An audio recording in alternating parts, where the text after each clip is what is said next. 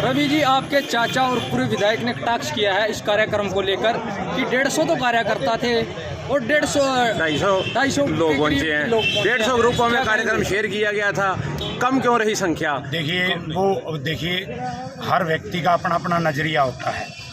हर तरह के नज़रिए से, हर एंगल से कोई व्यक्ति देखता है।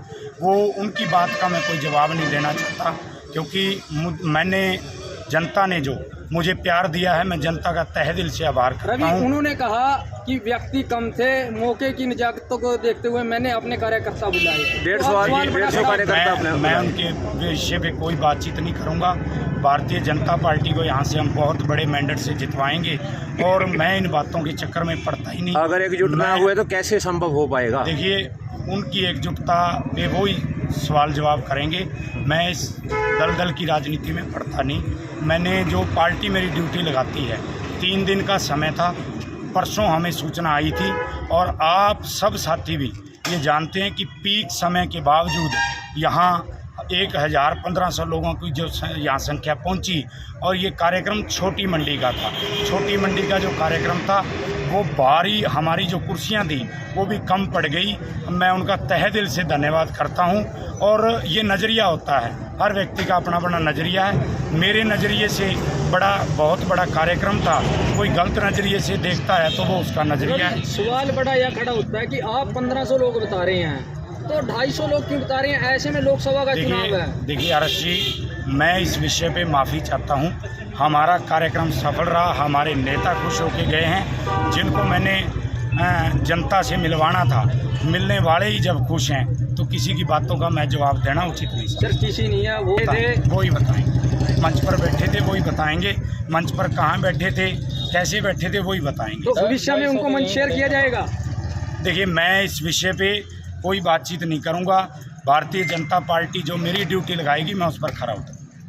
कितने आदमी थे आपके? अभी थोड़े दिन पहले मेरा जन्मदिन मनाया था मैंने, और नवीन जिंदल जी थे, कम से कम 5-6 हज़ार लोग थे। इतनी भीड़ थी, हमारे को खुद बैठने को जगह नहीं मिली। आज कितने हजार लोग थे बताइए? आज तो ये आप अंदाजा लगाइए, आप उनसे पूछिए जो आयोजक से। ये बात मानते हैं कि बीजेपी के 150 कार्यकर्ता और 250 व्यक्ति, इस बात से सहमत हैं?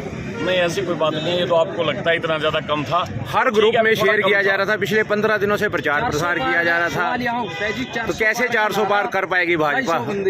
चलो, कई दिनों से लगे हुए थे, कई साथी उन्होंने मेहनत की है, अच्छी मेहनत की है। जितने आप कहाँ थे? क्या आपकी कोई ड्यूटी नहीं लगाई गई थी यहाँ पर? नहीं, इसमें ठीक है, कुछ साथी मेरे साथ, जिधर मैं जलता हूँ मेरे साथ कुछ 150 आदमी तो मेरे साथ आ ही जाते हैं। तो ये अभी भी खड़े हैं। तो ये तो 150 पार के उससे ज़्यादा हो गए। तो ये तो आप उनको पूछें, मेरे साथ तो अभी भी खड़े हैं जो प्रोग्राम में, आप देख लो। तो और ये ऐसे में तो सफलता हासिल करनी बहुत मुश्किल है। ये 400 पार वाला आंकड़ा तो विफल हो जाएगा। नहीं, ऐसा है, नवीन जिंदल जी बहुत अच्छे आदमी हैं, लेकिन वोट तो जनता ने देनी है। सर, मंच से अब जो प्रोग्राम करने वाले हैं, अब उनके बारे में आप उनसे पूछना। मंच से थोड़ा ये वाक्य में थोड़ा दिक्कत तो आई है इस बात की, ये बात मानते हैं। आपके जिलाध्यक्ष ने एक बात कही, वोट नरेंद्र मोदी को डालनी है, नवीन जिंदल को डालनी है, न रवि तारावड़ी को डालनी, न कुलवंत बाजीगर को डालनी। इसका क्या मतलब निकाला जाए? इसका तो इलेक्शन ही नहीं है, क्योंकि ये चुनाव है, जो ये नरेंद्र मोदी जी का चुनाव है, सांसद नवीन जिंदल जी का चुनाव है, तो इसीलिए ये बात उनकी बनती थी, उन्होंने ठीक कही है। फिर आप फील्ड में क्यों हैं?